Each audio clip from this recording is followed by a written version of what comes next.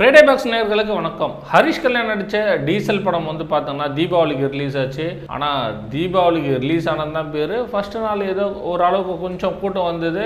அதுக்கப்புறம் வந்து பார்த்தோன்னா சுத்தமாக வந்து கூட்டமே இல்லை. ஆனால் படத்தில் வந்து பார்த்தோங்க அப்படின்னா எல்லாமே வந்து பாசிட்டிவான கமெண்ட்ஸ் தான் வந்து இருந்தது. பெரிய நெகட்டிவ்ஸ்லாம் ஒன்றும் இல்லை. ஏன் இந்த படம் சரியாக ஓடலை அப்படின்னு சொல்லி பார்த்தோம் அப்படின்னா எல்லாம் வாய் தான். வாயை வச்சுன்னு சும்மா இருந்தால் தானே, யார் அது வாயை வச்சுன்னு சும்மா இருந்தால் தானே அப்படின்னு சொல்கிறேன்னு பார்க்குறீங்களா? இந்த ஹரிஷ் கல்யாண் அவர்கள் தான் ஏதோ ஒரு பேட்டியிலே என்னன்னு தெரியல.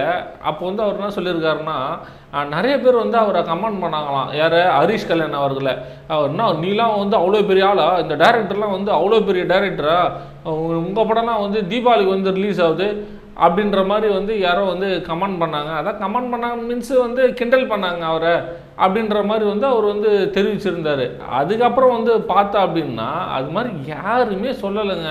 இவரே சும்மா வந்து ஒரு பப்ளிசிட்டிக்கு வந்து சொன்னார். ஆக்சுவலாக வந்து அந்த படத்தினுடைய டீசல் படத்தினுடைய பத்திரிகையாளர் சந்திப்பில் தான் நினைக்கிறேன் இது மாதிரி வந்து அவர் சொன்னார். நானும் பார்க்குறேன் யார் அப்படி சொல்கிறது, யார் அப்படி சொல்கிறது அப்படின்னு சொல்லிட்டு இது மாதிரியான யாருமே வந்து சொல்லலைங்க. அதே தான் வந்து இயக்குனர் வந்து என்ன சொல்கிறாரு, எங்களுக்கு தியேட்டரே கிடைக்கல அப்படின்னு வந்து சொல்கிறாரு. முக்கியமாக வந்து எல்லாருக்குமே தெரியும், பிரதீப் ரங்கநாதன் நடித்த படமாகட்டும், துருவ் விக்ரம் அவர் நடித்த படமாகட்டும், அதாவது ரெண்டுமே வந்து பார்த்தோங்கன்னா பெரிய பேனர். இந்த படம் வந்து அவர் ஆந்திராக்காரு, இவர் வந்து பார்த்தோன்னா ரஞ்சித்து அப்படின்ற மாதிரி படம் வந்து பயங்கரமாக வந்து ரெண்டு பேருமே வந்து கொஞ்சம் ஃபேமஸான முகங்கள் வேற. இவர் வந்து பார்த்தோங்க அப்படின்னா பிரதீப் ரங்கநாதன் கண்டிப்பாக 2 படம் வந்து 100 கோடி அடிச்சுட்டு ஒரு ஹீரோ. இந்த சைடு வந்து பார்த்தோங்கன்னா மாரி செல்வராஜ், பா ரஞ்சித், அந்த கூட்டணி. அதுக்கு நடுவில் டீசலை வந்து விட்டோம் அப்படின்னா அது என்ன ஆகும், அது வந்து அப்படியே கொஞ்சம் தண்ணி மிக்ஸ் பண்ண மாதிரி அப்படியே ஒன்றுத்துக்குமே உதவாத மாதிரியே ஆயிடுச்சு அந்த டீசல் படம். வந்து ஸ்கிரிப்டடாக வந்து நல்லா இருக்கு, நல்ல வரவேற்பு பட்டிருக்கு. அந்த டீசல் படத்தில் பல அரசியல்களை வந்து பேசியிருக்கு.